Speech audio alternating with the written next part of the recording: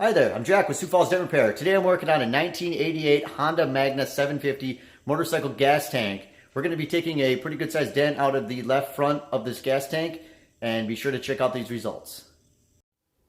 Here's a good look at the damage on this tank. Now normally we would take a tool in through the gas filler opening and slowly massage this dent out, but with the design of the gas tank we have no access with a traditional tool. So we have to resort to a glue pulling method. So we glue a tab onto the paint surface and slowly pull it out.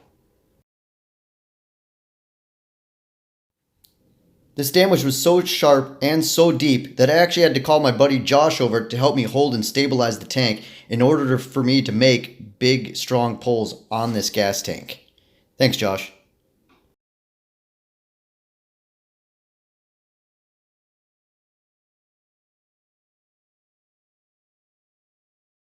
Here's a good clip of us using a tool called a mini lifter to pull this damage out. That's a lot of force there.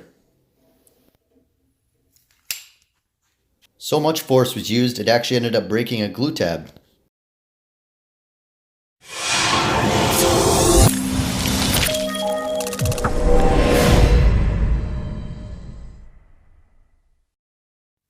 Here's a look at the finished results.